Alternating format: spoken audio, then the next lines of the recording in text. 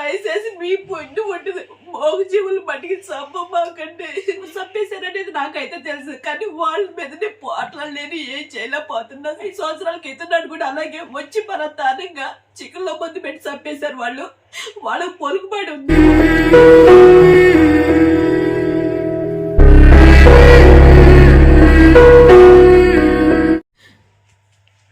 అండి ఇక్కడైతే మందు పెట్టేసేసి 2 పిల్లలు చంపేశారు.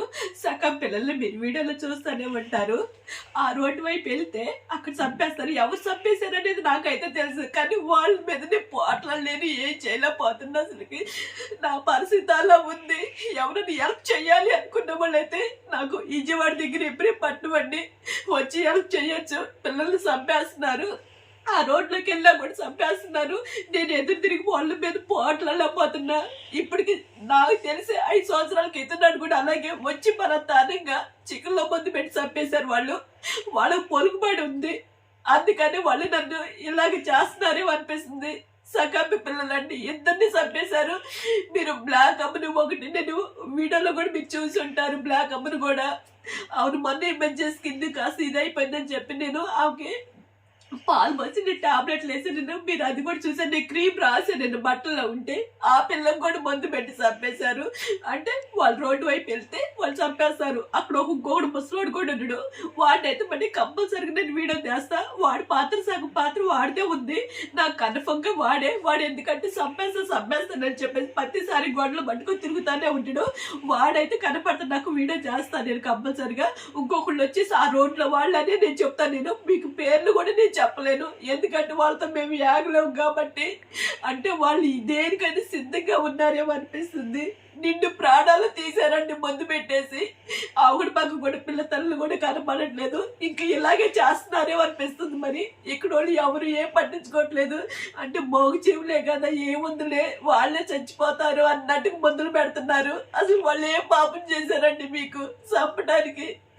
అంత ఇదిగా ఎందుకు చంపుతున్నారు చెప్పండి? మనసులాగా వాళ్ళు కూడా బతకాలి కదా. అదే అంటే కొన్ని వీడియోలు చూసి నేను సుప్రీం కోర్టు నుంచి ఆర్డర్ వచ్చిందని అదేం రాలేదండి. ఇవన్నీ పుకార్లు పుట్టేస్తున్నారు అంతే. సుప్రీం కోర్టు నుంచి అసలు ఏమీ రాలేదు. పిల్లలు చంపేయమని కానీ అలా ఏం చేయలేదు. అందులో పెట్టిన వాళ్ళేమో వాళ్ళకి శిక్ష అని కూడా అనలేదండి. ఈ మీడియా వాళ్ళు వీళ్ళందరూ కలిసి కావాలని చెప్పి ఒకదానికి 2 పుకార్లు పెట్టించేసి అలా చేస్తున్నారు. దయచేసి మీ పొండి ఉంటుంది మోగు జీవులు మట్టికి చంపమాకండి. ఈ బాధ అలా ఉంటుందండి, అలా ఉంటుంది. నిజం చదువుతున్నా సగమ్మ పిల్లలు లేరు అని తెలిస్తే అసలు నా వల్ల అవట్లా. అసలు నాకు ఏం చేయాలో అర్థం కావట్లేదు. మాధవి అక్క చెప్తేనే తెలిసింది. 1 వారం రోజులు ముంచండి నేను వాళ్ళ కోసం తిరిగేది. నైట్ టైం కూడా సన్నీ నిద్రపోతే నేను వెళ్ళి ఎత్తుకున్న పిల్లలు ఎక్కడ కనపడతారేమో అనేసి. అయినా కనపడలేదు. పిల్లలు వచ్చేసి నేను వాళ్ళ ఫోటోలు కూడా పెడతాను. నేను తర్వాత వచ్చేసి ఇదిగో ఈడొచ్చి బ్రౌనోడు చాక్లెట్ వాడు.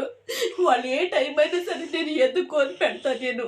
నేను షాప్ దగ్గర ఉంటాను. ఈ పిల్లలు వచ్చేసి మీరు ఇంత ముందు కూడా చూశారు. వాళ్ళు వర్షం వచ్చినా ఏదొచ్చినా సరే వాళ్ళు పట్టాలు వేసేసి జాగ్రత్తగా చేసిందని. వాళ్ళు చిన్నప్పటి నుంచి ఇప్పటికి 3 ఏళ్ళు 4 సంవత్సరం వచ్చింది వాళ్ళకి. 4 సంవత్సరాలు వచ్చినా నన్ను చంపేశారు. అసలు వాళ్ళు మనసులో పసులో తెలియట్లేదు అసలుకి. ఈ బాధను అర్థం చేసుకొని కాస్త ఈ వీడియోలు బట్టికి షేర్ చేయండి. కనీసం ప్రభుత్వాన్ని సహకరిస్తే బాగా అనిపిస్తుంది. చంపమాకండి, హింసించొద్దనేసి, మోగు జీవులు ఏమి చేయొద్దని కాస్త జాలి తలిసి చేస్తే బాగా అనిపిస్తుంది మోగు జీవుల కోసం.